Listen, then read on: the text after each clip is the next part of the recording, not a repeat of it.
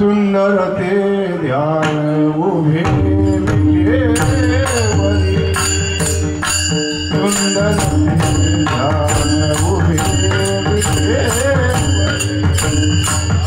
सुंदर ते ध्यान उभे विटेवरी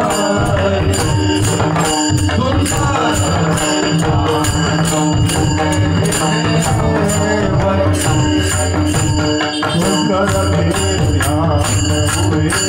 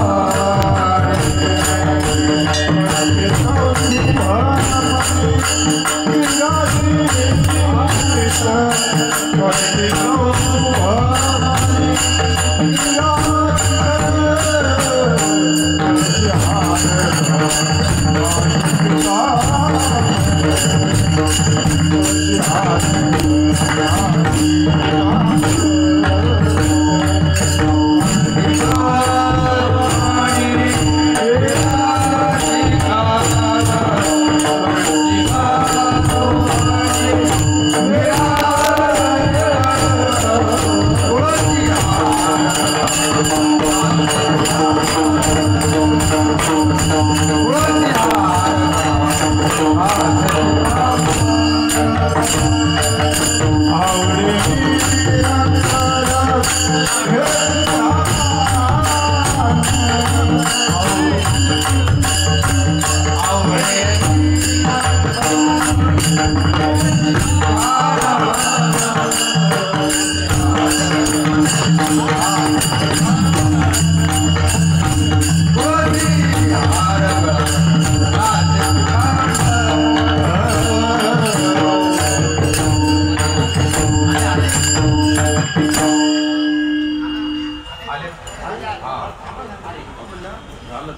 Yeah.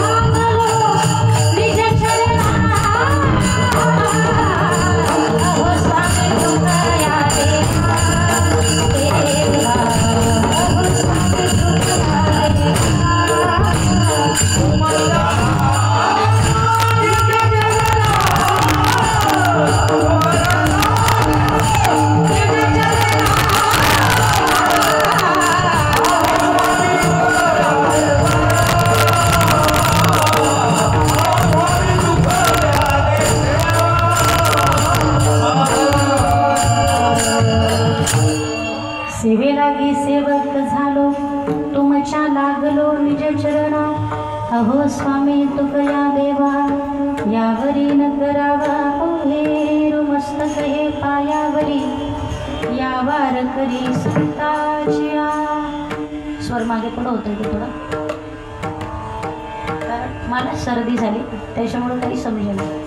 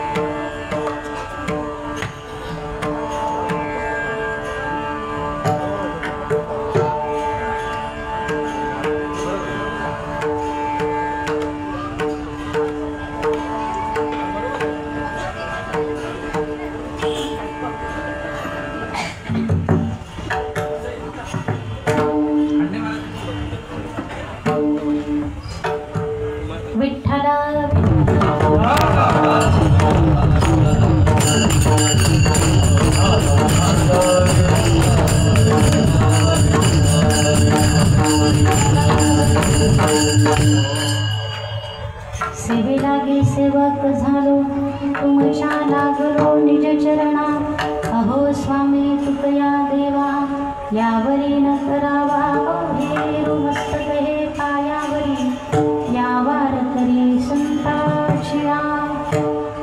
धन्य ते संसारी दयावंत जे अंतरी येथे उपकारासाठी आले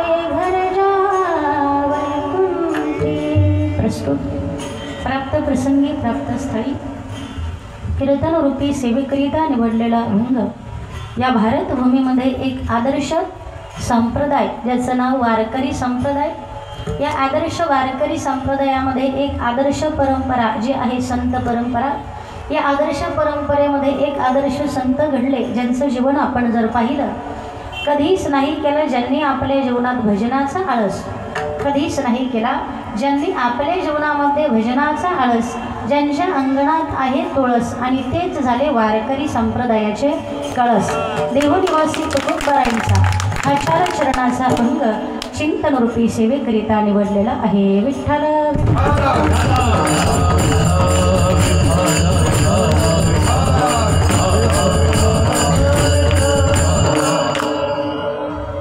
सरळ भवरताचा अभंगाचा जर आपण विचार केला तर प्रस्तुत अभंगाच्या द्वारे जगद्गुरु संत श्रेष्ठ श्री तुकाराम महाराज धन्यता देतात। कोणाला देतात? धन्य ते संसारी दयावंत जे अंतरी येथे उपकारासाठी आले घरजा वैकुंठी धन्य ते संसारी लटिके वचन नाही धन्य ते संसारी देही उदासीन नाही धन्य ते संसारी मधुरावाणी ओठी धन्य ते संसारी आणि तुका म्हणे वाहू पोटी धन्य ते संसारी। विठ्ठल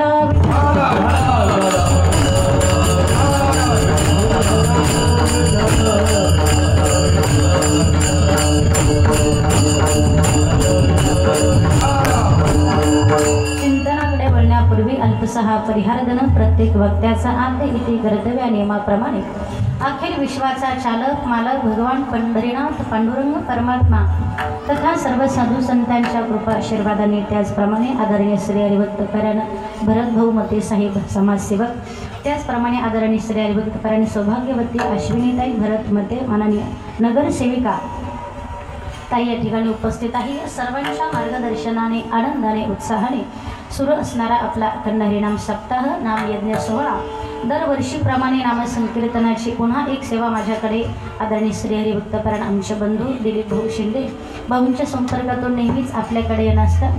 भाऊ मला वाटतं 5-6 वर्षापासून आपली ही सेवा आहे नाही का, पण एक लक्षात आलं आहे की तुमच्या एवढ्या 5-6 वर्षामध्ये माझ्या एक गोष्ट लक्षात आली काय, जागा जरा उतरते आहे पण सत्याचा क्रम मार्ग वाढता चालला आहे। जागा उतरते आहे सत्ता हाचा क्रम म्हणजे परमार्थ वाढताच आहे आणि सगळ्यांनी एकत्र यावा तुम्ही आम्ही खेळीमेळी गदारोळी आनंद आहे. एवढंच मी दरवर्षी लेट होते, ट्रॉफिकमध्ये अडकते, असं वाटतं मुंबईला येऊच नाही, एवढी ट्रॉफिक असते. आमचे महाराज आत्ता येऊन बसले, मी पायी आले गाडीतून उतरून. म्हटलं आता तुम्ही उशिरा या, मला जाऊ द्या. असो ही सेवा माझ्याकडे भाऊंचं मार्गदर्शन, ताईंचा आशीर्वाद या ठिकाणी सुपूर्द करण्यात येते. या ठिकाणी आदरणीय श्री हरिभक्तपरायण मच्छिंद्र माऊली सोनवणे असतील, श्री केशव महाराज वेलमकर असतील, सर्वच वारकरी वैष्णव उपस्थित असेल, सर्वांना वंदन करते. त्याचप्रमाणे सुंदर अशी गोड अशी साऊंड सिस्टम आहे, त्या दादांनाही वंदन करेल. आपण सर्व माता भगिनी पुरुष वर्ग बहुसंख्येने श्रवण करण्याकरिता उपस्थित आहात. आपणा सर्व श्रोतृवर्गाला वंदन करेल. दोन्हीही मृदंगाचार्य आदरणीय श्री हरिभक्तपरायण विश्वनाथ महाराज आपल्याला वंदन. म्हणजे माझी स्मरणशक्ती थोडी कमी बरं का, माझ्या काही लवकर लक्षात राहत नाही. माणसं सगळे ओळखीचे परिचयाचे असतात, पण नाव काही लवकर आठवत नाही, कारण घरून निघाली की हे चिंतन डोक्यात असतं ना, म्हणून काय एवढ्या गोष्टी लक्षात राहत नाही. आदरणीय श्री हरिभक्तपरायण मृदंगाचार्य माऊली धीरज महाराज आपल्यालाही वंदन. वेणेकरी बाबा असतील, आमचे गायनाचार्य श्री हरिभक्तपरायण तांभारी महाराज असतील, आदरणीय श्री हरिभक्तपरायण सर्व गायनाचार्य ग्रामस्थ भजनी मंडळ आपल्या सर्वांना वंदन करते.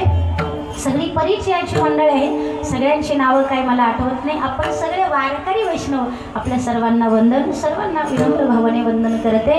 उपस्थित सर्व ज्ञात अज्ञात वारकरी वैष्णव सर्वांना वंदन. चला सर्वांनी एकत्र मिळून करूया त्या पांडुरंगाची थोड्या वेळ सेवा. विठ्ठल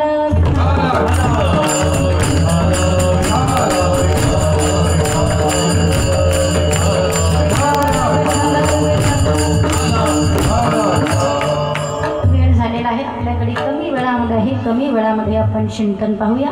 असो ज्या भूमीमध्ये आपण जन्माला आलो ती भारत भूमी आहे, आणि अशा भूमीमध्ये आपण जन्माला आलो की त्या भूमीला माता असं म्हटलंय, भारत माता. दुसरीकडे पहा, दुसरीकडे अमेरिकेला माता म्हटलंय का? नाही, याच भूमीला माता असं म्हटलंय. आणि अशा या भारत भूमीमध्ये जन्माला आलो. ही भूमी कशी? ही रामाची भूमी आहे. ही भूमी कोणती आहे? ही पांडुरंगाची भूमी आहे. इथं पंढरपूरसारखं क्षेत्र आहे, चंद्रभागेसारखं तीर्थ आहे, पांडुरंगासारखा देव आहे, ज्ञानोबारांसारखे महापुरुष साधू पुरुष आहे, तुकोबारायसारखे ज्ञानी महापुरुष तुम्हाला मला लाभले. आपलं फार मोठं भाग्य आहे. म्हणून मी पहिलं प्रमाण आपल्याला सांगेन. धन्य आम्ही जन्मालो, धन्य आम्ही जन्मालो,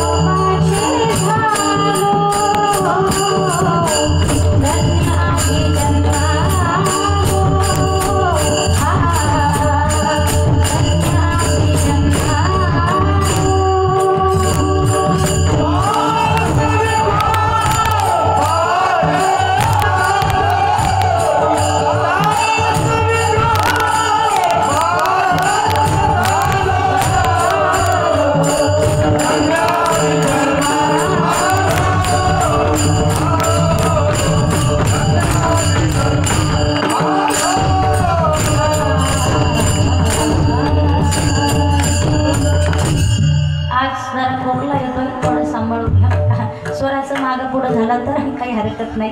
धन्य आम्ही जन्मा आलो, दास विठोबाचे झालो. अशा भूमीमध्ये जन्माला. आणि अभंगामध्ये पहिलाच शब्द तुकाराम महाराजांनी धन्य असं वापरला. धन्य ते संसारी. महाराज धन्य हा शब्दच मुळात धन्य सांगितला. त्या अभंगात धन्य शब्दाने सुरुवात केली तुकोबारायांनी. मी तर असं म्हणते की धन्य शब्दच किती धन्य आहे. पहा किती धन्यता सांगितलेली आहे आपल्या जीवनामध्ये. कशा कशाला धन्यता दिलेली. धन्य तो निवृत्ती, धन्य तो सुधान, धन्य हा निधान ज्ञानदेव, धन्य हा निधान ज्ञानदेव, धन्य हा निधान ज्ञानदेव,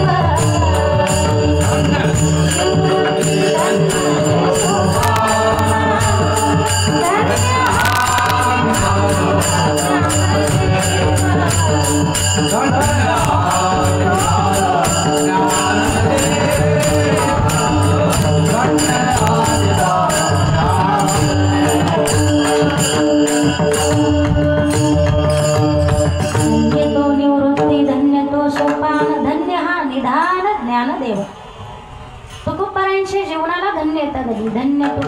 समर्थ जेने केला हा पुरुषार्थ.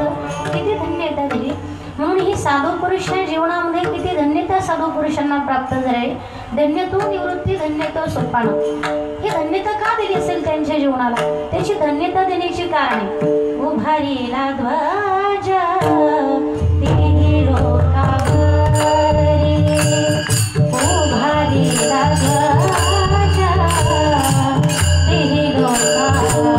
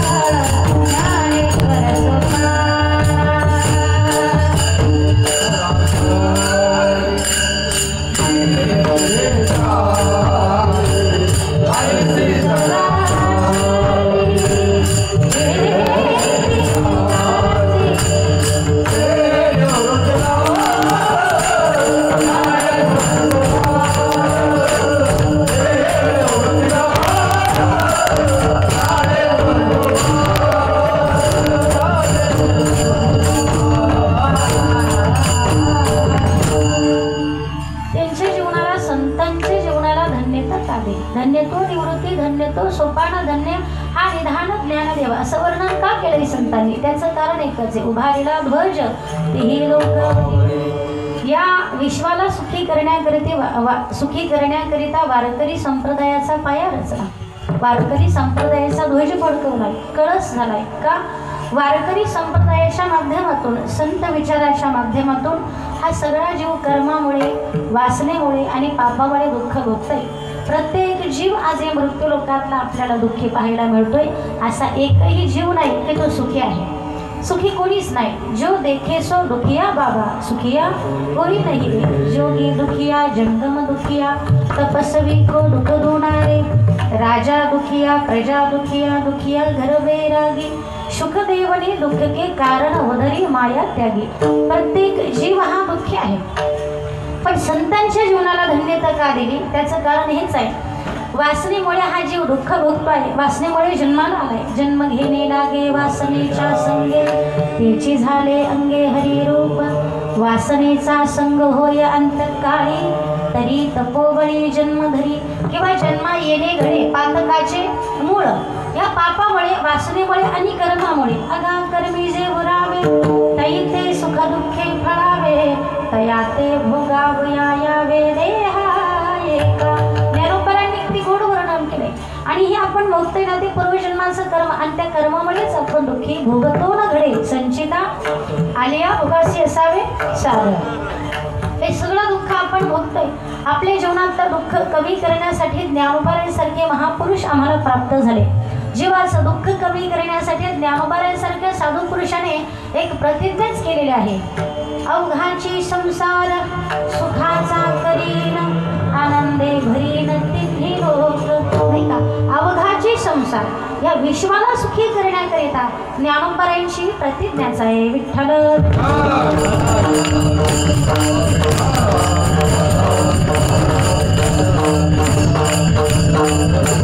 या विश्वाला सुखी करण्याकरिता तुकोबारांसारखे महापुरुष आहे. तुका म्हणे मज धाडिले मार्ग हा सोपा आम्ही वैकुंठवासी आलो ह्या करिता. मग अशा ह्या विश्वामध्ये प्रत्येक जीव का दुःखी आहे? कारण एक जीवात्मा आहे, दुसरा महात्मा आहे आणि तिसरा परमात्मा आहे. जीवात्मा कर्मामुळे दुःख भोगतोय, वासनेमुळे कर्मामुळे येतो. महात्मा साधू पुरुष जगाच्या कल्याणाकरिता आणि परमात्मा एक जीवात्म्याला महात्म्याची संगत करायची आणि महात्म्याच्या संगतीत जाऊन परमात्म्याची काय करायचे? प्राप्ती. परंतु का म्हणे जन्म आल्याचे विठ्ठलाची एक देखील हे आपला आधी इथे कर्तव्यच आहे. म्हणून ह्या सगळ्या विश्वाला सुखी करण्याकरिता ही ज्ञानोबारांची प्रतिज्ञा. का अवघाची संसार सुखाचा करीन. या सगळ्या विश्वाला सुखी करण्याची प्रतिज्ञा का? हे विश्वचे माझे घर ऐसी मती जयाचे स्थिर किंबहुना चराचर आपण झाला. सगळ्या विश्वाला आणि म्हणूनच सगळ्या संतांमध्ये ज्ञानोबारांना आई म्हटलंय. वेदशास्त्र देती ग्वाही म्हणती ज्ञानाबाई. ज्ञानाबाई माझी अनाथाची माय एका जनार्दनी पाय. ज्ञानराज माझी योग्याची माऊली जेने निगमवल्ली प्रगट केली. आणि लेकरांनी सुखी व्हावं हे फक्त आईच्याच अंतःकरणातली तळमळे. जिचे तुकोबाराय म्हणतात जिचे पिढे बाळ प्राण तियेचा वितळ. म्हणजे लेकरू जर सुखी असेल तर आई सुखी राहते आणि लेकरू जर दुःखी असेल तर आई दुःखी राहते. मग या विश्वाला सुखी करण्याची माऊलीने प्रतिज्ञाच केली ना, मी या विश्वाला सुखी करणार आहे. पसायदान पहा, मी थोडं बाजूला जाईल. ज्ञानेश्वरी ग्रंथ पूर्ण झाला. विश्वात्मक श्रीगुरु निवृत्तीनाथ महाराज ज्ञानोबारायांचे मोठे भाऊ आणि गुरु निवृत्तीनाथांच्या कृपेनं गुरुवर्यांच्या कृपेनं ज्ञानेश्वरी ग्रंथ पूर्ण झाला बरोबर. आणि ग्रंथ पूर्ण झाल्यानंतर पसायदानाची मागणी केली. आता विश्वात्मके द्यावे तोषोनी मज द्यावे पसाय दान आहे. शब्द काय वापरलं पहा, तोषोनी मज द्यावे पसाय दान आहे. पण मागणी कुणाकरिता केली? जे खळांची व्यंकटे सांगो खळ मरो का नाही, खळ वृत्ती जावं तया सत्कर्मी रती वाढो. त्यांची सत्कर्माकडे वाटचाल चालावी आणि भोवता परस्परे पडो मैत्र जीवांचे. सर्वांनी एकत्र यावं, अंतरंगातला तिरस्कार नाही व्हावा. ही सगळी अंतकरणातली इच्छा आहे ज्ञानोबारांच्या. किंबहुना सर्व सुखी पूर्ण हो रीती लोकी. या सगळ्या मागण्या केल्या आणि शेवटच्या ओवीमध्ये ती मागणी विश्वात्मक श्रीगुरूंनी पूर्ण केली. एथ म्हणे श्री विश्वेश्वरावो हा होईल दान पसावो. या होईल शब्दाखाली अंडरलाईन करा. हा होईल दान पसावो. तुम्ही ज्या मागण्या मागितल्या त्या सगळ्या मी पूर्ण करतो. अर्थात ही सगळी इच्छा तुमची पूर्ण होईल. एथ म्हणे श्री विश्वेश्वरावो. ज्ञानोबाराय हा होईल दान पसावो हे म्हटल्यानंतर मग हे नेवरे ज्ञानदेव सुखिया झाला. आईच्या अंतःकरणातली तळमळ इच्छा पूर्ण झाली ना, म्हणून ज्ञानोबारायांच्या जीवनाला धन्यता. विठ्ठल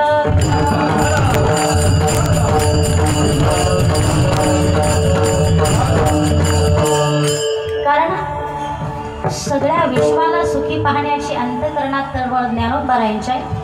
समोरच्याच्या सुखामध्ये जे सुखी होतात ते संत. पुन्हा ऐका, समोरच्याच्या सुखाने जो सुखी होतात ते संत आणि समोरच्याच्या सुखाने जो दुःखी होतो तो जीव आहे. ज्ञानोबाराय सुखी होतात, सगळे संत आपल्या सुखाने सुखी होतात. सामान्य जीवाचा जर विचार केला तर आपण समोरच्याचं सुख पाहून कधी सुखी होत नाही. मी दृष्टांत सांगेल, भजन करा विठ्ठल.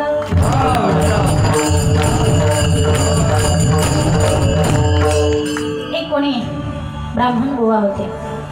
ते भटजी गोवा दरिद्री होते आणि दरिद्री असणारे 18 विश्व दरिद्री त्यांच्या जीवनामध्ये. कोणीतरी एका ज्योतिषांनी सांगितलं, अहो तुमच्या जीवनात गडगंज संपत्ती आहे, तुमच्या जीवनात गडगंज संपत्ती आहे. एक काम करा, मी सांगतो ते एक आराधना करा आणि तुम्हाला भरपूर धन मिळेल. अशी भगवान शिवाची आराधना तुम्ही करा. ते भगवान भोलेनाथ अतिशय प्रसन्न होणारं दैवते करा. ती आराधना करा केली आणि शिवांनी एक शिवलिंग दिलं.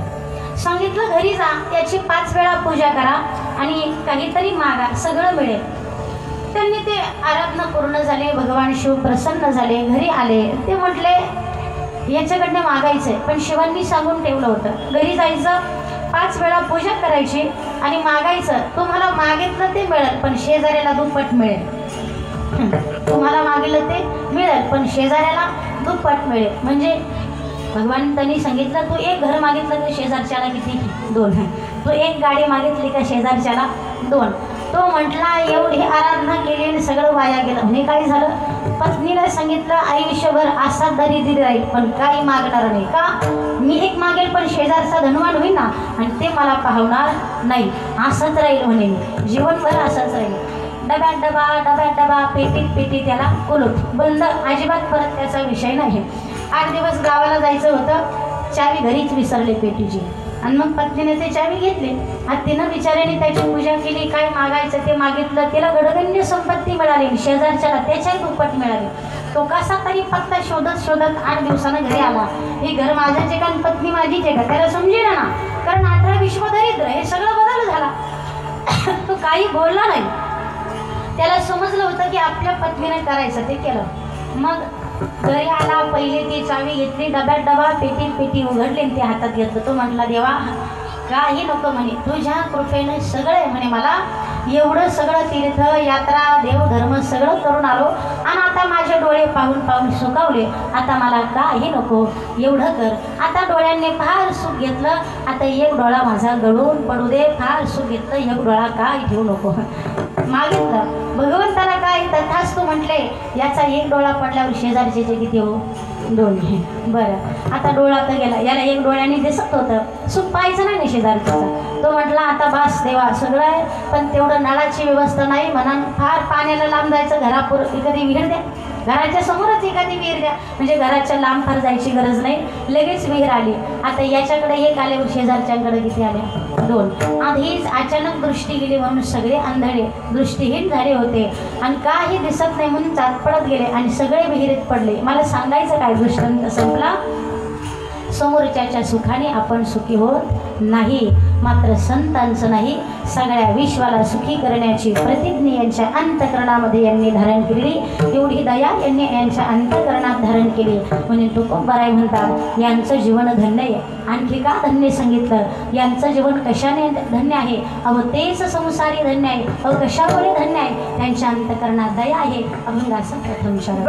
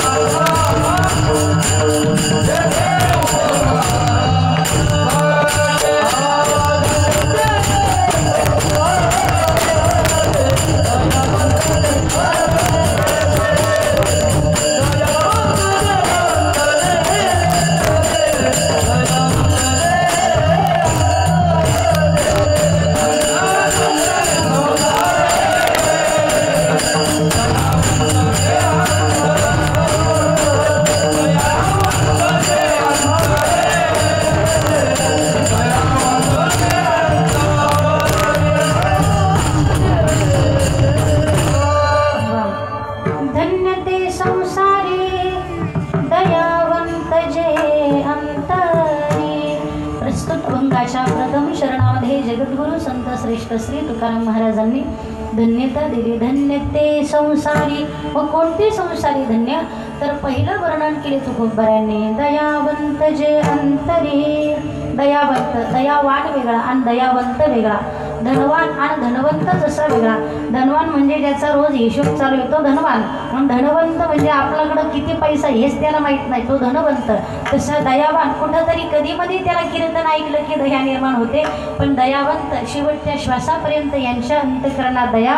हृदयी कळवळा वैष्णवांचा, तुळशी माळ गळा गोपी चंदन टिळा.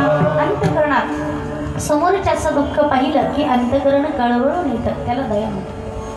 दया करणे जे पुत्रासी तेची दास आणि दासी, तोची साधू ओळखावा, तोची साधू ओळखावा. देवते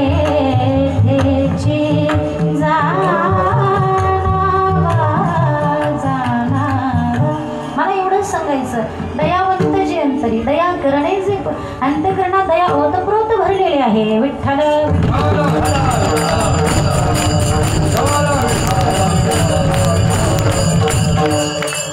नाथ महाराज शांतीब्रह्म पैठण निवासी एकनाथ महाराज सर्वांच्या परिचयाचा दृष्टांत. ते काशी क्षेत्रामध्ये गेले आणि ते तीर्थ आणलं, गंगा घेतली, सोबत काही वारकरी होते 20-25 जण. रामेश्वराचा जलाभिषेक करायचा आहे, रामेश्वरापर्यंत जायचं आहे. ते रामेश्वर त्याचं फार गोड वर्णन सांगितले. रामाने स्थापना केली, रामाला विचारलं रामा रामेश्वर असं नाव का दिलं. रामांनी सांगितलं रामाचा ईश्वर आहे म्हणून रामेश्वर आहे, रामाचा ईश्वर म्हणून रामेश्वर. आणि शिवाला विचारलं तुम्ही हरी हरी मंत्र हा शिवाचा, म्हणती जे वाचा तया मोक्ष, किंवा रामकृष्ण वाचा भव हा जीवाचा, आत्मा जो शिवाचा राम जप. रामेश्वर तुम्ही रामाचं भजन का करता. राम ज्याचा ईश्वर तो रामेश्वर. शिवांनी उत्तर गोड दिलं राम ज्याचा ईश्वर तो रामेश्वर, आणि रामांनी सांगितलं रामाचा ईश्वर तो रामेश्वर. या रामेश्वराचा अभिषेक करायचा. सगळ्यांनी आपली गंगा घेतलेली आहे आणि अगदी जवळच 2 मैल अंतरावरती रामेश्वराचं राहिले. आता पुढे पायीच तो प्रवास होता, तेव्हा काही गाडी नाही, भजन करत चालायचं आणि रामेश्वराचा जलाभिषेक करायचा आहे. गंगा आणलेलं आहे, तीर्थ आणलेलं आहे. एक गाढव पाण्याविना तळमळत होतं, प्राण जाईल की काय त्याचा. बाकीच्या सगळ्यांकडे होता हातामध्ये गंगा, पण शांतीब्रह्म पैठण निवासी एकनाथ महाराज सकल संता माझे राजा स्वामी एकनाथ माझा. एकनाथ महाराजांनी त्या काही मागचा पुढचा विचार केला नाही, ते तीर्थ त्या गाढवाला पाजलं. ते गाढवाला पाजलं, ते गाढव उठून बसलं, जरा व्यवस्थित झालं. गाढवाला पाणी पाजलं. पाठीमागचे म्हटले काय करावं या माणसाला, एवढ्या लांबून आणलं, अगदी 2 मैलावर अंतर राहिलं होतं आणि काय मी काय म्हणतो. त्यातला एक जण ओरडला, गावातलं एखादं गाढव मेलं असतं तर काही जमलं, काही बिघडलं असतं का, काही गरज होती, भगवंताला अर्पण करायचं होतं, एवढ्या लांबून आणलं. तेव्हापासून मन पडले असेल, काशीहून आणलं आणि विशीला आणून पालथं केलं, तेव्हापासून म्हणे. बाकी सगळं झालं, कोणाला काय बोलायचं ते बोललं, बरेच जण बोलले आणि शेवटी काय झालं, ज्या गाढवाला पाणी पाजलं ना ते अंतर्धान पावलं आणि तिथं रामेश्वर प्रगट झाले. कारण रामेश्वरांनी ही परीक्षा घेतली होती नाथांची आणि मग रामेश्वरांना वंदन केलंच नाथबाबांनी. आणि मग पाठीमागचे बोलणारे म्हटले आपण गाढवाला पाणी पाजलं नाही, हा आपला गाढवपणा झाला, बाकी काहीच झालं नाही. अर्थात दयावंत जे अंतरी, किती दया अंतकरणात भरलेले आहे. भगवंताचा जलाभिषेक करायचा पण ते गाढवाला पाजलं. याचं उत्तर काय.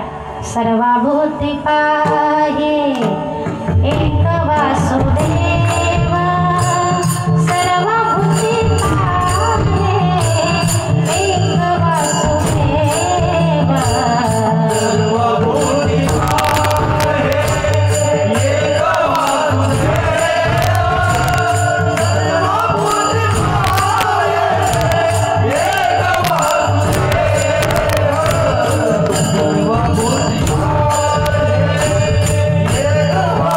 Yeah.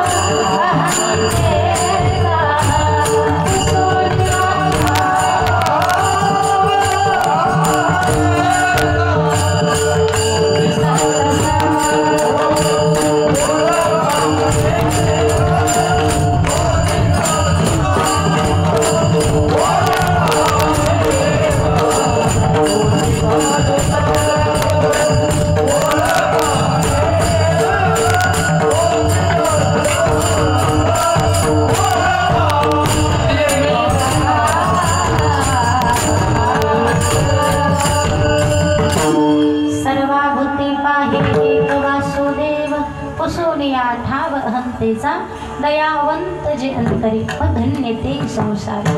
काय लागतं परमार्थाला? हाच परमार्थ आहे. सगळ्या विश्वामध्ये परमात्म्याला पाहणं हाच तर खरा परमार्थ आहे. भक्ती म्हणजे काय?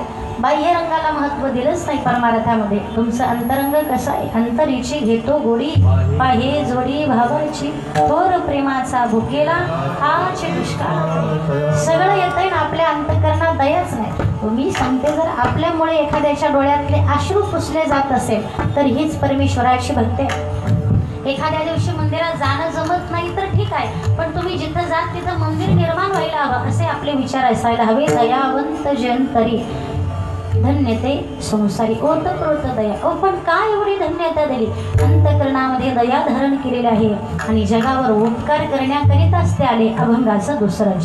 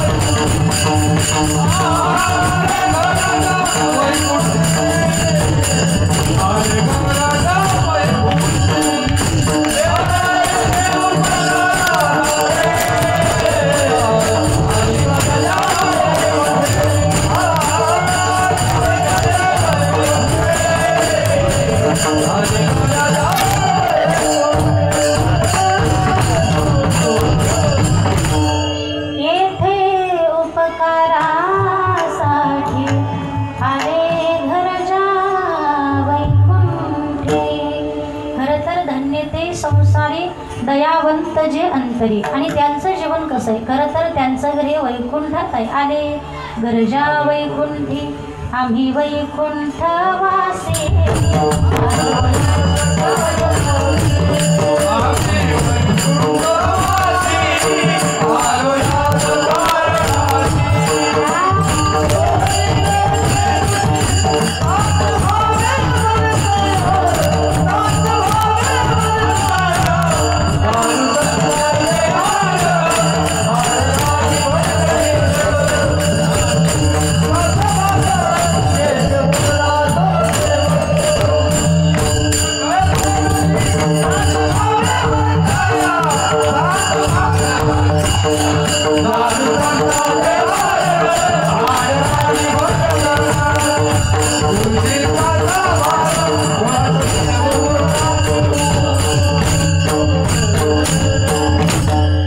वास्तविक यांचं घर कुठे आहे? वैकुंठात. पण आम्ही वैकुंठवासी आलो याचे कारणासी.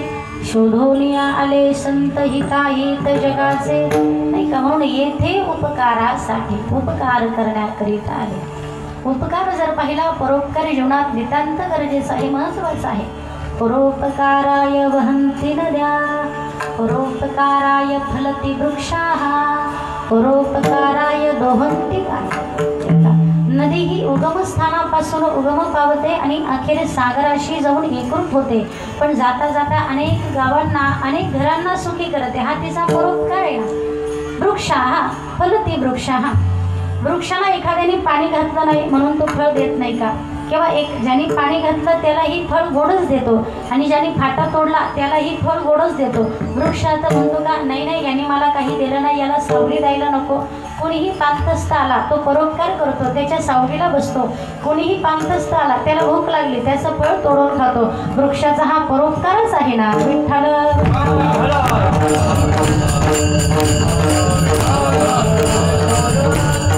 गाईचा परोपकार, गाई वासराकरिता दूध देते पण त्याचं सगळं आपलंच चाललंय.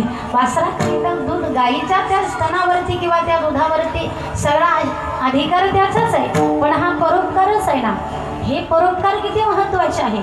पण काही ठिकाणी आपल्याला असं पाहायला मिळतं की स्वतःचं हित नाही दुसऱ्याचंही नाही. ज्ञानोबारांनी एक ओवी सांगितली ना, आपण अंगे जळे आणि नागवी जगाचे डोळे, पतंग जैसा जळे दीपाचे ही ओवी फार गोडे.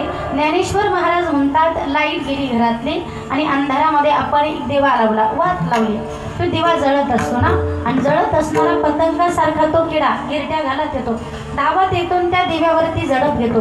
परिणाम काय होतं, तो दिवाही जळून जातो आणि घरातल्या माणसालाही अंधकार होतो, तोही शरीराने संपून जातो. आपण अंगे जळे आणि नागवी जगाचे डोळे, बाकीच्यांनाही अंधकार करतो. म्हणजे काही गोष्टी यात परोपकार आहे का, नाही. आपलंही कल्याण नाही आणि इतरांनाही काही हिताचं नाही. मात्र ह्या संतांचं जीवन तसं नाही. धन्य ते संसारी येथे उपकारासाठी विठ्ठल.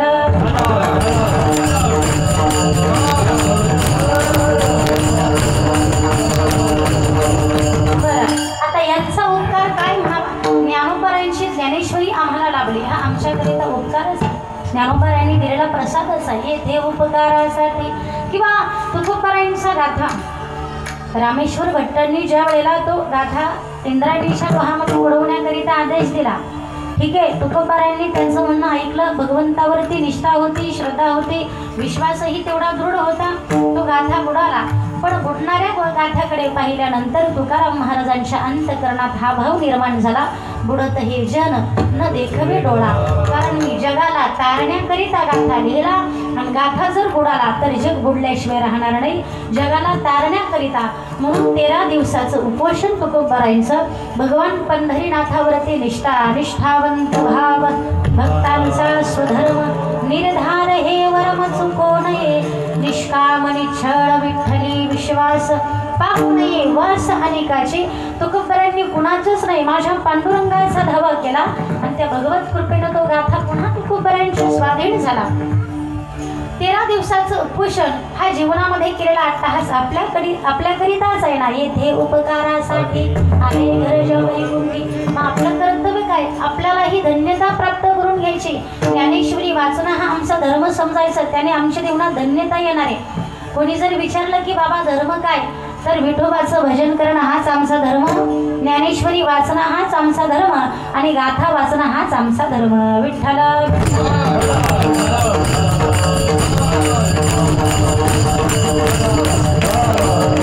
संतांच्या जीवनातला परोपकार किती श्रेष्ठ आहे पहा. पुन्हा ना बाबांच्या जीवनाकडे चला.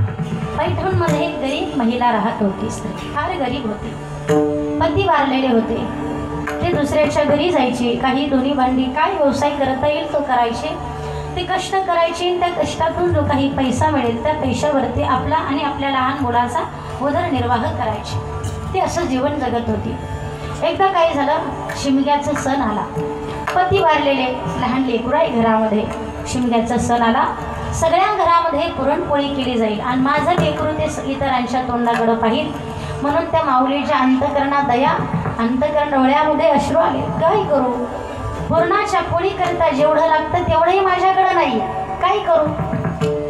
इतरांकडे गेली, काही काम असेल ते केलं आणि त्या पैशातनं जे काही पुरणाच्या पोळीकरिता स्वयंपाकाकरिता साहित्य लागतं ते घेऊन आले आणि पुरणाची पोळी बनवून लेकराला खायला दिली. आता असं झालं, पुरणाची पोळी त्याने कधी खाल्लीच नव्हती, त्याला फार आवडली. तो म्हटला, आई किती गोड लागते म्हणे पुरणाची पोळी.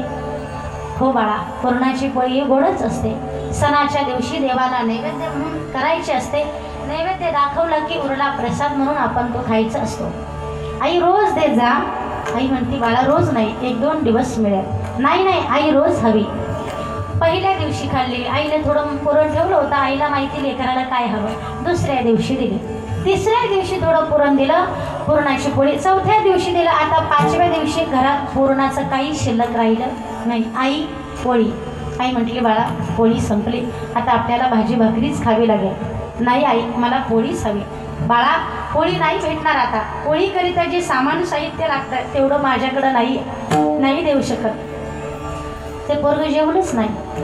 10 दिवस झाले, 8 दिवस झाले, त्याच्या अंगात ताप रखरखतोय, ते आजारी पडलं आणि आई त्याच्या उशाजवळ बसून रडते. कारण मी सांगितलं ना, लेकरू जर सुखी असेल तर आई सुखी राहते आणि लेकरू जर दुःखी असेल तर आई तरी कशी जेवणार हो. तीही तशीच बसली त्याच्याजवळ. शेजारी एक महिला आली. काय झालं हो, का रडताय? काही नाही हो, याला शिमग्याच्या सणाच्या निमित्ताने पुरणाची पोळी दिली होती. आता हा रोजच मागतोय, कुठून द्यायची याला? माझ्याकडे एवढं सामान नाही किंवा एवढं साहित्य नाही आणि माझी तशी परिस्थिती नाही, तुम्हाला माहिती आहे. त्यांनी सांगितलं मग कशाला रडता? नाथांच्या भूमीमध्ये राहून दुःख करायची गरज काय आपल्याला? एक काम करा, नाथ बाबांकडे जा. अहो तिथं जाऊन काय करू? काही नाही, त्या पांडुरंगाच्या नैवेद्यासाठी रोज पुरणाची पोळी केली जाते. एकनाथ महाराजांच्या घरी जा, तिथं पुरणाची पोळी भेटेल. अहो ते कसं सांभाळतील? अहो त्यांच्याकडे ज्ञान मिळेल, संत आहेत ते, तिथं सगळं ज्ञान मिळेल. तिथं ठेवा लेकराला, पोळीही खायला मिळेल आणि त्यांच्याकडनं काहीतरी शिकेलही. तिने म्हटलं ठीक आहे. त्या लेकराला घेतलं, सांगितलं बाळा इथं राहायचं बरं का, रस्त्यानं शिकवतच आली. ते म्हणतील, ते म्हटले हरिपाठ करायचा, ते म्हटले ज्ञानेश्वरी वाचायची, ते म्हटले भजन करा. तो मनात म्हटला याच्यापैकी मी काही करणार नाही, पोळी भेटत असले तर काय. मग तिथं नाथांकडे आले. नाथ महाराज बसलेले होते. त्या माऊलीनं नाथांना वंदन केलं. श्री संताची माता चरणावरी साष्टांग हे करी दंडवत. माऊली बसा. कशाला आला? नाथांनी प्रश्न विचारला. तिने सांगितलं बाबा हे माझं लेकरू आहे. बरं मग काय नाही, याला तुमच्याकडे ठेवायचं आहे. तुमच्याकडे ठेवायचं, ठेवा तुमच्याकडे. काही काम असेल ते सांगा, काही सेवा असेल ते याच्याकडनं करून घ्या आणि याचा सांभाळ करा. याला पुरणाची पोळी हवी त्या करा. तर म्हटलं ठीक आहे, काय हरकत नाही. नाथ महाराज म्हटले आमच्याकडे हरिपाठ करेल, कुठं भजन शिकेल, कुठं काही सेवा असेल ते करेल आणि पुरणाची पोळीही देतो. तो म्हटला आई जरा इकडे म्हणे. काय झालं? बाजूला नेलं त्याने. तो म्हटला हरिपाठ, काकडा, प्रवचन, कीर्तन काही करणार नाही, पोळी भेटेल का तेवढं विचार. आई म्हटली फुकट कोण सांभाळेल बाबा, चल घरी म्हणे. कोण नाही सांभाळणार आहे तर फुकट. आईनं त्याच्या हाताला धरलं, तारा ओढत चालली. नाथबा म्हटलं अहो थांबा माऊली, अहो काय झालं? इकडं या. भरत उदास अंतकरणाने मान खाली घातलेली माऊली. अहो काय झालं? काही नाही बाबा. अहो लेकराला ठेवणार होतात ना तुम्ही इथे? नाही बाबा. तो म्हणतो फक्त पोळी मिळेल का, खायला मिळेल का? आता नुसतं खाण्यासाठी कोण सांभाळेल? कोण सांभाळेल खाण्यासाठी? राहू द्या हो. नागबाबांनी गोड उत्तर दिलं. माऊली राहू द्या बाबा, अहो हा काही काम करणार नाही आणि राहू द्या म्हणतात तुम्ही. अहो राहू द्या, हा तरवेज आहे म्हणे आमच्याकडे. तरवेज करेल म्हणे. कसला? अहो म्हणे आमच्याकडे पेटी वाजवणारा तरवेज आहे म्हणे. आमच्याकडे असे गाणारे तरवेज झाले म्हणे महाराजांसारखे. असे मृदुंगाचार्य तरवेज म्हणे आमच्याकडे वाजवणारे. हरिपाठावले तरवेज आहे. एकच कमी होती, खाणारा कोणी नव्हता, तोही तरवेज झाला म्हणे. आता तेवढी कमी पूर्ण झाली. बाबा ठेवणार? हो ठेवतो, काळजी करू नका. विठ्ठल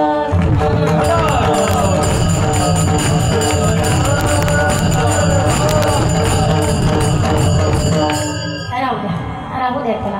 त्याचं नाव होतं गावबा. त्याला सांगितलं सकाळी ह्या टायमिंगला आवाज दिला की यायचं, पोळी खायची जायचं. काही करायचं नाही, फक्त खायचं. काय करायचं? खायचं. पडून या राही उगाच संताचे पाय. पडून राहिलं तरी कल्याण होतं. पडून राहायचं. आईने सांगितलं निदान ते तरी व्यवस्थित कर, वेळेला लवकर उठ, आंघोळ लवकर कर आणि जेवायला तरी येत जाय निदान. नैवेद्य झाला की तुला लगेच पुरणाची पोळी. सकाळी एवढ्या टायमिंगला आवाज दिला गावबा म्हटलं की पळतच यायचा. संध्याकाळी वेळ ठरलेली होती, गावबा म्हटलं की पळतच यायचा. लठ्ठ झाला खाऊन झोपा घ्यायचं, काही कामच नाही ना, खायचं झोपायचं. लठ्ठ झाला. दगडाप्रमाणे जड बुद्धी त्याची. कालांतरानं नाथ बाबा व्यासपीठावरती काही ज्ञान आपल्या सांगत असताना काही शिष्यांनी सांगितलं बाबा तुम्ही आता जाणार. तुमच्या नाथांनी सांगितलं आता माझी जाण्याची वेळ आली. नाथ षष्ठीचा तो प्रसंग, मला आता जायचं. मग बाबा तुम्ही गेल्यानंतर हे व्यासपीठ हा ग्रंथ हे कोण सांगणार आम्हाला? हा ग्रंथ कोण पूर्ण करणार? बाबांनी सांगितलं काळजी करू नका, माझ्याही पाठीमागे तुम्हा शिष्यांना ज्ञान देणारा मी नेमून ठेवतो. त्यातला एक जण म्हटला हरिपंडित का तुमचा मुलगा? बाबांनी सांगितलं नाही, हरिपंडिताची भाषा तुम्हाला समजणार नाही. मग कोण सांगणार? हरिपंडिताची भाषाही आम्हाला समजत नाही. बाबा तुम्ही जाणार, तुमच्या पाठीमागे हे व्यासपीठ कोण चालवणार, कोण आम्हाला ज्ञान देणार? त्यावेळेला नाथबाबांनी सांगितलं, एका मुलाला जवळ बोलवलं, आपल्या त्या गावबाला बोलून आणतोस का? गावबा. ते बाकीचे म्हटले, बाबा त्याला धड पखवाज वाजवता येत नाही, धड गाता येत नाही, हरिपाठही त्याचा पाठ नाही, आणि त्याला बोलवायचं. बाबा म्हटल्या बोलवा तर खरं, कोणी जाईना त्याला बोलवायला. मग बाबांनी बसल्या जागेवर ना गावबाला, गावबा गावबा म्हटल्यानंतर 4 वाजले होते. किती वाजले? 4. आणि जेवणाचा टायमिंग पुढे होता. गावबा म्हटलं 4ला पोळी, आज कशी काय 4ला पोळी भेटली? गावबा पळतच आला. आज्ञाधारीच होता, खायचा आणि झोपायचा, पण आज्ञाधारी होता. आज्ञा काही मोडत नव्हता, पळतच आला महाराज तो. बाबा वंदन केलं. बाबा आता पोळी? बाबा म्हणे पोळी नाही, पोथी पोथी. आता पोळी संपली म्हणे, पोळी संध्याकाळी, आता इथं पोथी, इथं बसायचं. काय? मी गेल्यानंतर माझ्या पाठीमागे हे व्यासपीठ चालवायचं म्हणे. तो खिन्न स्वरात म्हटला, बाबा क्षमा करा, अहो इथं आल्यापासून पुरणपोळी खाऊन झोपा घेऊन लट्ट झालो, काही केलं नाही, कधी हरिपाठात आलो नाही, प्रवचनात आलो नाही, आणि मला काही ज्ञानेश्वरी काही सांगता येणार नाही. बाबा या विषयी हे व्यासपीठ मला चालवता येणार नाही. बाबा म्हटले काळजी करू नको, इकडं ये. त्या गावबाला जवळ घेतला, बसवलं त्याला जवळ, त्याच्याकडे पाहिलं, कृपादृष्टीनं पाहिलं. ज्ञानेश्वर महाराजांनी फार गोड वर्णन केले. कृपा कटाक्षी न्याहाळीने आपुल्या पदी वये सगीले, बाप रखुमा देवी वरो विठ्ठले, भक्ता दिधले वरदान. कृपा कटाक्षाने त्याच्याकडे पाहिलं, आपला वरदहस्त त्याच्या मस्तकावरती ठेवला, आणि तोच खादाड मुलगा, तोच गावबा त्याच्याकडनं भावार्थ रामायण लिहून घेतलं. कोणी म्हणतं एकनाथी भागवत नाही, भावार्थ रामायणच चालू होतं, आणि भावार्थ रामायणच त्या गावबाकडनं लिहून घेतलं. किती कृपा त्या गावबावरती नाथबाबांची केली. हा उपकार करण्याकरिताच आले ना, येथे उपकारासाठी आले घरच्या वैकुंठी. त्याला आपल्याजवळ ठेवलं, अंतःकरणात ते दया प्रगट झाली, त्याला पुरणपोळी दिली, काही काम न धामाचं, हा उपकार आहे. आणि त्याच्यावरती कृपा केली. कृपादान केले संती कल्पांतीही सरेना. किती कृपा केली. त्याच्याकडनं भावार्थ रामायण लिहून घेतलं. अज्ञानी होता, पण त्याला ज्ञानी बनवलं. अज्ञानाला ज्ञानी बनवण्याचं सामर्थ्य फक्त या संतांमध्ये आहे. धन्य ते संसारी येथे उपकारासाठी आले घरच्या वैकुंठी, धन्य ते संसारी. तो रेडा होता.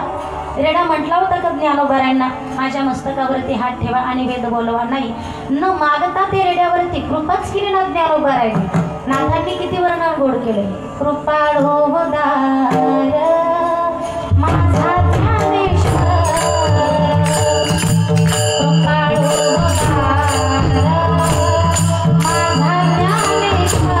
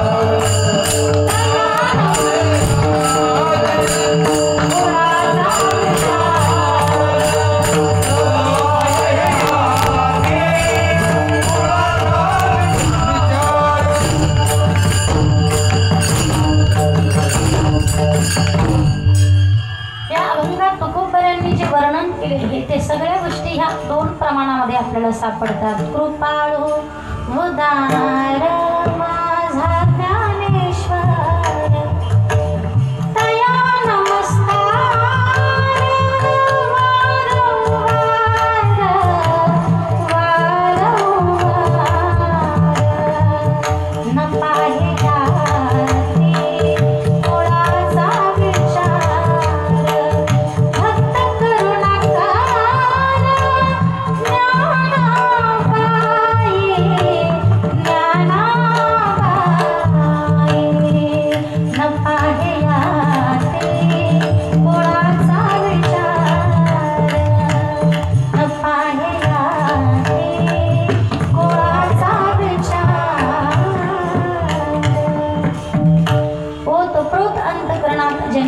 दया भरलेली आहे. जीवावरती उपकार करण्याकरता ते रड्यावरती उपकारच केले ना. अहो त्याचं मंदिर आहे, त्याच्यावरती कीर्तनकार बोलताच 2-2 तास का सांगायचं का? येथे उपकारासाठी आले घरजा वैकुंठी, सामान्य जीवावरती का कृपा नाही. विठ्ठल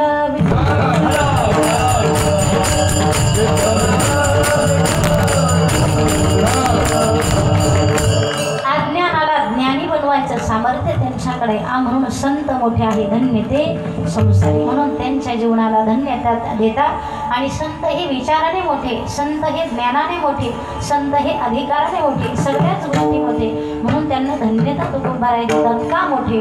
मी दृष्टांत सांगेल ऐका. मोठं काय आहे या जगामध्ये किंवा वंदनीय, पूजनीय, थोरपणा, श्रेष्ठपणा कुणाला म्हणतात? संतांच्याच ठिकाणी आहे. एका ठिकाणी वर्ग भरला होता, शाळेचा पहिला दिवस भरला. 8 आणि 7च्या कानाखाली मारले. शाळेचा पहिला दिवस भरला अशीच मारली होती. 8 आणि 7च्या कानाखाली मारली. 7 म्हटलं का बरं मारलं मला? 8 म्हटला मी मोठा आहे म्हणून मारलं. 8 काय म्हटला? मी मोठा आहे म्हणून मारलं. बरं, ते बाकीच्यांनी ऐकलं, ते म्हटले मोठ्याने लहानेला मारायचं. आता 8 आणि 7ला मारल्यावर बाकीच्यांनी सुरुवातच केली हाणामारीची. 7ने लगेच 6ला मारलं, 6ने लगेच 5ने लगेच 4ने 3ने 2ने. आता 1चा नंबर आला. 1 कोणाला मारणार सांगा बघ? कोणाला मारणार? 0. त्याच्या पुढं काहीच नाही. 1च्या पुढं 0 होता. तो म्हटला 0 म्हटला आपला नंबर आला. 1 कानाखाली आपलाही बसणार म्हणे. काय करायचं? तो जरा दूर जाऊन बसला एका कोपऱ्यात, असा भामट्यासारखा बसला. आपल्याही कानाखाली बसणार. 0च्या पुढं काहीच नाही. तो म्हटला 1 कानाखाली बसणार. 1 त्याला मारलं नाही. 1 त्या शून्याच्या जवळ जाऊन बसला. अंक किती झाला? 10. 1 त्या शून्याच्या शेजारी जाऊन बसला. अंक झाला 10. शून्य म्हटला का हो 1 महाराज सगळ्यांनी मारलं, आता तुमचाच नंबर आहे, मारा. मला मारण्यात नाही मारायचं नाही. एकाने सांगितलं मारण्याकरिता नाही आलो. मग अहो सगळ्या मोठ्यांनी लहान्याला मारलं, मारा ना तुम्ही. आता मीच लहान आहे तुम्हीच मोठे. एकाने फार गोड उत्तर दिलं. 1 म्हटला लहान्याला मारल्यावरनं मोठेपणा सिद्ध होत नाही. आपल्यापेक्षा लहान्याला मारलं म्हणजे मोठेपणा होतं का? मग आपल्यापेक्षा लहान्याला मोठं करणं यातच आपला मोठेपणा असतो. लहान्याला मारून मोठे होत नाही. आपल्याला मोठं केलंय, आपण लहान आहोत आणि तुकोबारायांनी आपल्याला मोठं केलंय, गाथा केलाय आपल्याला. आपण लहान लेकरं आहोत. तुम्ही संत माय बाप कृपावंत, कायमी पतित कीर्तिवान, अवतार तुम्हा धराया कारण, उद्धरावे जन जड जीवा.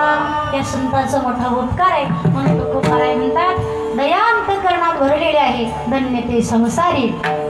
वैकुंठ त्यांचं घर आहे, पण इथं तुमच्या माझ्यावर उपकार करण्याकरिता आले. धन्य ते संसारी. पुढील वर्णन करतात अभंगाच्या 3ऱ्या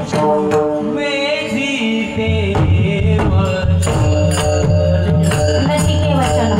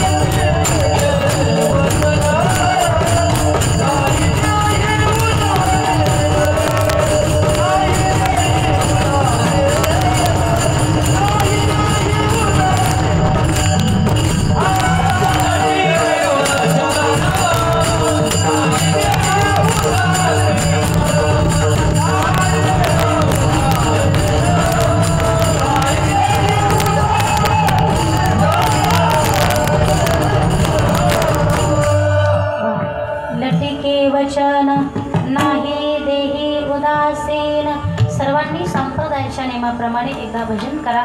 हाताने काळी वाजवा, मुखाने पांडुरंगाचं आवडीनं प्रेमानं भजन करा.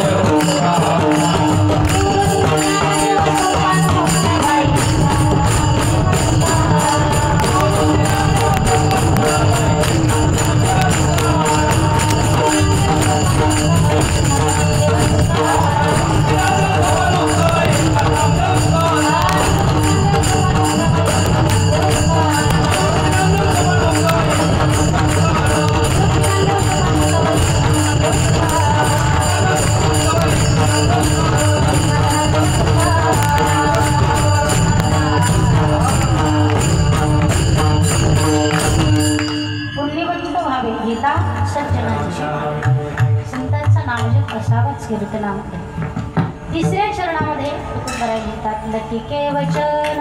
लटिके म्हणजे खोटं बोलणे. हे अर्थ कसा होतो? लटिके वचन. संतांच्या चरणाचा अर्थ लावण्याकरिता बुद्धी तशी असायला हवी. काही वेळेला एखादा शब्द मागं पुढं झाला की वाक्याचा अर्थ बदलून जातो. लटिके वचन म्हणजे खोटं बोलणं. खोटं बोलतात का? नाही. वाक्याचा अर्थ बदलून जातो. लटिके वचन. आणि मग पुढे सांगितलं नाही देही उदासीन. एका चोराने चोरी केली. मी सांगते आपल्याला. एका चोराने चोरी केली. तो चोर हुशार होता. नेहमी चोरी करणारा. चोर हुशारच असतो म्हणा, तसाही बी नाही. चोर हुशार होता. त्या चोराला पोलिसांनी पकडलं. सांगितलं एक काम करा, इथं दिवसभर बसून राहायचं, संध्याकाळी तुला सोडतो.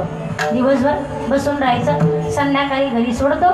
एक वाक्य देतो कागदावर लिहायला. ते वाक्य 100 वेळा कागदावर लिहायचं. एक वाक्य देतो, 100 वेळा कागदावर लिहायचं. वाक्य असं होतं, मी चोरी करणार नाही, स्वल्पविराम. केली तर मला शिक्षा करा, पूर्णविराम. वाक्य कसं होतं? मी चोरी करणार नाही, तिथं स्वल्पविराम होता. आणि केली तर मला शिक्षा करा, पुढे पूर्णविराम होता. चोर मात्र हुशार होता, व्याकरणाचा जाणकार होता. चोर असतो. आता त्याने वाक्य तेच लिहिलं, 100 वेळा लिहिलं महाराज. पण वाक्य कसं लिहिलं? मी चोरी करणार, स्वल्पविराम. नाही केली तर मला शिक्षा करा, पूर्णविराम. फक्त नाही इकडच्या तिकडं केला, वाक्याचा अर्थ बदलून केला. तसं इथं लटिके वचन. आणि मग पुढे तुकोबराने सांगितलं नाही देही उदासीन. अर्थ असा नाही, लटिके वचन नाही, इकडं आणा. लटिके वचन नाही म्हणजे खोटं बोलतच नाही कधीच, आणि खोटं बोलूच नाही. आपल्याला खोटं बोलण्याकरिता मग दिलंय का? नाही.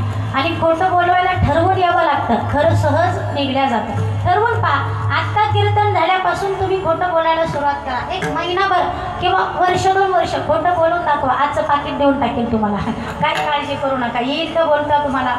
मला सांगा, कीर्तन झाल्यावर तुम्ही कुठं जाणार? येथून घरी जाणार. आणि जर समजा एखादा म्हटला नाही खोटं बोलला तर जाणार कुठे? जर एखादा म्हटला की खोटं बोलायचं, आता पाकिटच घ्यायचं म्हटल्यावर एखादा म्हटला नाही घरी नाही जायचं, खोटं बोलेल, तर मग जाणार कुठे? तू खोटं बोलण्याकरिता ठरवावं लागतं. खरं हे सहज अंतकरणातून मुखातून निघल्या जातं. तुकाराम महाराजांचं वर्णन करतात ते धन्य ते संसारी. आता लटिके वचन नाही खोटं बोलायचंच नाही, खरं बोलायचं. सत्य बोले मुखे दुःखवी अनेकांच्या दुःखे. सत्य बोलायचं. इतरांचं दुःख झालं की ते अंतकरणामध्ये कळवळा निर्माण होतो. आणि लटिके वचन नाही. पुढे तुकोबाराय म्हणतात, देही उदासीन, देहावरती उदास असतात का? भक्त ऐसे जाना जिवेही उदास, गेले आशा पाश निवारोणी. देहावरती उदास राहतात, देह जावो अथवा मरावो, पांडुरंगी दृढ भाव. देहाचा विचार करायचा नाही. तुकाराम महाराज एके ठिकाणी म्हणतात, देह तव आहे प्रारब्ध अधीन, याचा मिकाशी न उभार. सरो माझा काळ तुझ्या चिंतने, काया वाचा मने इच्छितसे. तुझ्या चिंतनात माझा काळ सरावा. आणि सांगू का, चिंतनात काळ सरला की तो काळही धन्य आहे. चिंतनी सरेतो धन्य धन्य काळ. सकळ मंगळ मंगळाचे, संसार सिंधू नाही विष्णुदासा. गर्भवास कैसा नेनती ते. चिंतनामध्ये जो काळ ठरतो व्यतीत होतो तो काळ धन्य आहे. आणि चिंतन करणारा धन्य. धन्य जगी तोची एक हरी रंगेनाचे. रामकृष्ण वासुदेव सदा स्मरेवाचे. म्हणून धन्य ते संसारी, दयावंत जे अंतरी. येथे उपकारासाठी आले गरजा वैकुंठी. धन्य ते संसारी, लटिके वचन नाही. धन्य ते संसारी, देही उदासीन. धन्य ते संसारी. आणि नेहमी गोडच बोलतात. अभंगाचं शेवट.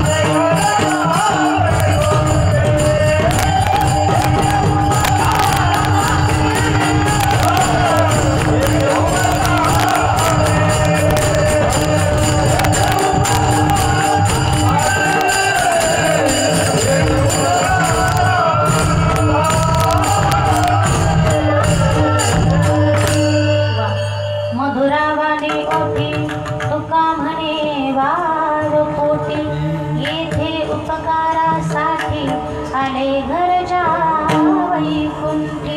मधुरावाणी होती. मधुर म्हणजे गोडच बोलतात. वाईट कधी काहींच्या तोंडात भरलेल्याच असत्या बिचाऱ्या. हा त्याचं नाव आहे नको घ्यायला. मधुर बोलतात हे संत. धन्य ते संसारी. तुका म्हणे वाव पोटी सगळ्यांचे दोष पोटात साठवतात. ज्ञानोबारांनी घेतलेच ना सगळ्याचे अपराध पोटात घातले ना. तुकोबारांनी सगळ्यांचे अपराध पोटात घातलेच ना. दया तेथे धर्म, धर्म तेथे सुखागम, सुखी पुरुषोत्तम असे जैसा. तुलसीदासांनी किती गोड वर्णन केले. दया धर्म का मूल है, पाप मूल अभिमान है. दया धर्म का मूल है, पाप मूल अभिमान है. तुलसी दया न छोड़िए कि जब तक घट में प्राण है. तुलसी दया न छोड़िए कि जब तक घट में प्राण है. तुलसीदास म्हणतात दया धर्म का मूल है. दया करावी अंतःकरणात ठेवा ना. आणि तुलसी दया न छोड़िए, पाप मूल अभिमान है. पाप करू नका. तुलसी दया न छोड़ी है, जब तक घट में प्राण है. घट में प्राण म्हणजे हे शरीर तोपर्यंत प्राण आहे तोपर्यंत दया सोडू नका. आणखी एक प्रमाणे तुलसीदासांनी त्याच्यामध्ये सार सांगितल्या गोष्टी. मला वाटतं मागच्याही वर्षी मी ते प्रमाण सांगून गेले तुम्हाला. तुलसी इस संसार में पांच रत्न है सार. तुलसी इस संसार में पांच रत्न है सार. संत समागम हरि कथा, संत समागम हरि कथा. दया धर्म उपकार. तुलसीदासांनी 5 गोष्टी सार सांगितल्या. तुलसी इस संसार में पांच रत्न हे सार. या 5 गोष्टी सार आहे. पूर्ण कीर्तन नाही लक्षात राहिलं तरी चालेल, पण 5 शब्द एवढे घरी घेऊन जा. संत समागम, हरिकथा, दया, धर्म आणि उपकार याच्यातल्या 2-4 तरी आपल्याजवळ असायला हवा. तर म्हणावं आम्ही ज्ञानोबारायांचे दास आहोत. याच्यातल्या 2-4 तरी जवळ ठेवा. तर म्हणा आम्ही तुकोबारायांचे दास आहोत. नाही तर आपल्या जगण्याला काही अर्थ नाही. अशा भूमीत आपण जन्माला आलो की जिथं ज्ञानोबारायांसारखी आई आहे आणि एवढं ज्ञान अनमोल मार्गदर्शन आहे. आपण का चुकावं. म्हणून ज्ञानोबारायांनी आम्हाला जे ज्ञान दिलं, ज्ञानेश्वरीत एखाद्या तरी ओवीचं आचरण असावं. नाही सगळ्या तरी चालेल, एक तरी ओवी अनुभवावी. नाही सगळे अभंग पाहता आले, एखाद्या तरी अभंगाप्रमाणे जगा. लहानपण देगा देवा मुंगी साखरेचा, लहान होऊन जगा, मोठं होण्याच्या भानगडीत पडू नका. मुंगी आणि हत्ती साखर कालवा. कुठं? वाळूमध्ये. वाळूत साखर कालवा. हत्तीला आणि मुंगीला सांगा तेवढी साखर खाऊन यावर कोण जाईल आधी खायला? मुंगीच जाईल ना. हत्ती मोठा आहे, भरपूर मोठा आहे, ताकद बरोबर आहे, त्याला खाता येणार नाही. जया अंगी मोठेपण तया यातना कठीण. हे नकोच. मोठेपणा कशाला? ज्ञानोबाराय जर एवढे लहान होऊन राहिले, एवढे ज्ञानी असताना तुकोबाराय श्रेष्ठ आहे. वेदाचा तो अर्थ आम्हासीच ठावा. तरी तुकोबाराय म्हणतात लहानपण देगा दे. आणि त्या तुकोबारायच्या भूमीत आपण तरी मोठेपणा कशाला मिरवायचा हो. म्हणा त्यांचे दास, दास म्हणून राहा, सेवा करा. का करा? धन्य ते संसारी. असो कमी वेळामध्ये चिंतन करण्याचा, निरूपण करण्याचा प्रयत्न केला.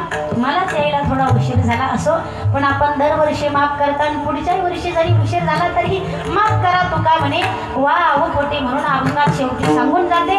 जरी उशीर झाला तरी माफ करा. पोटात भाव सांभाळून घ्या, काही हरकत नाही. पुन्हा सर्वांना वंदन करते.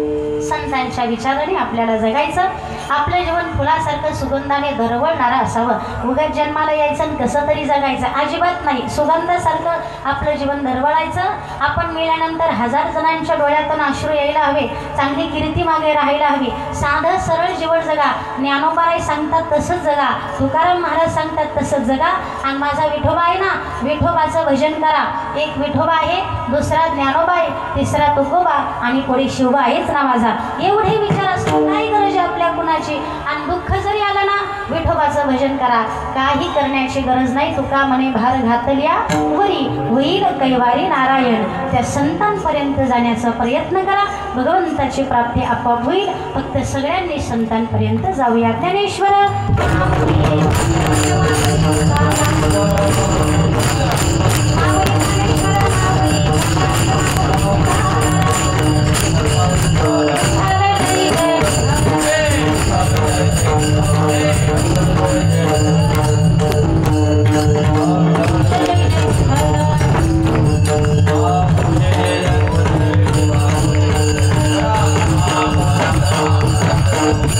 Ah